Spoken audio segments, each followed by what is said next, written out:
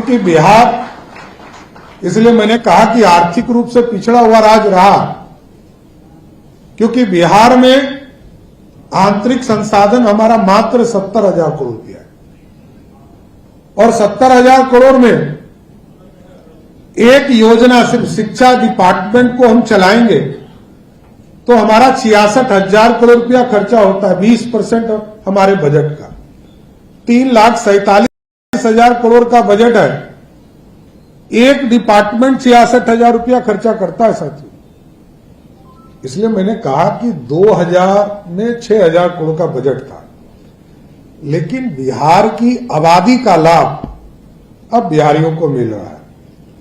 2016 के पहले जीएसटी नहीं था, हमको इसका लाभ नहीं मिलता था साथियों। जहां मैन्युफैक्चर होते थे वहां लोगों को इसका लाभ मिलता था, हम क्योंकि कंज्यूमर थे तो हमको इसका लाभ नहीं मिल पाता था। अब इसका लाभ जीएसटी के माध्यम से हम लोगों ने ऐसी व्यवस्था किया, और आज प्रधानमंत्री नरेंद्र मोदी जी के नेतृत्व में 3,47,000 करोड़ के बजट में आपको जानकर खुशी होगी, जिस बिहार में 6,000 करोड़ का बिहार का बजट था और 87% रेवेन्यू झारखंड से आता था, 87%, 13% रेवेन्यू वाला बिहार राज्य था, मात्र 13%, जबकि बोकारो भी यही था, टाटा भी यही था, माइंस भी यही थे, इसी बिहार में, लेकिन व्यवस्थित करने वाला कोई नहीं था।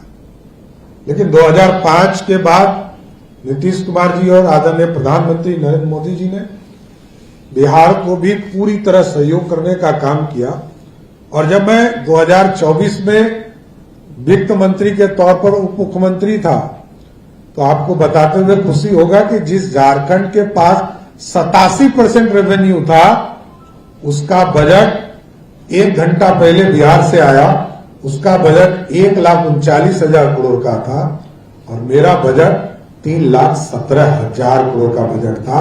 ये बदला हुआ बिहार है। आज इंफ्रास्ट्रक्चर में भी हम बढ़ रहे, लेकिन साथियों स्वाभाविक है, माइंस थोड़ा लोगों को डर भी लगता था माइंस को छूना, लेकिन आदरणीय प्रधानमंत्री जी ने इसको बहुत साफ सुथरे ढंग से इसको व्यवस्थित करने का काम शुरुआत किया। भारत सरकार भी कई ब्लॉक्स यहां आइडेंटिफाई किए हैं। मैं तो सतीश जी को धन्यवाद देता हूं कि लगातार ये प्रेजेंटेशन भी करते रहे, हमारे कार्यालय में भी आके प्रेजेंटेशन इन्होंने दिया। रोहतास में लाइमस्टोन के लिए मिनरल्स हमारे पास है, उसी तरह औरंगाबाद में मिनरल बेल्ट का पूरा एडजॉइनिंग जो है हमारा पूरी व्यवस्था है। मतलब ऐसे जिले जिससे हमारा रेवेन्यू नहीं आता है, औरंगाबाद, वहां बिजली के सेक्टर को छोड़कर बड़ा रेवेन्यू नहीं आता, तो हम यदि मिनरल बेल्ट को पूरी तरह एडजॉइन करेंगे तो हमको लगता है कि बड़ा रेवेन्यू का केंद्र बन सकता है। उसी तरह जहानाबाद मैग्नेट का पूरा इलाका है, उसको वहां पर हम चिंता कर सकते हैं। गया जी में NICR PGE का जो पूरा मटेरियल है वहां मिनरल्स मिल रहे हैं। जमुई में मैग्नेट का पूरी व्यवस्था देखी जा रही है। बांका में भी PV ZN CUAG का मिनरल्स वहां उपलब्ध हो रहा है। भागलपुर में RE का, फायर क्ले का मिनरल्स वहां हमें मिल रहा है, क्योंकि यदि सारे मिनरल्स मिलते हैं साथियों, भारत सरकार को भी रेवेन्यू मिलेगा।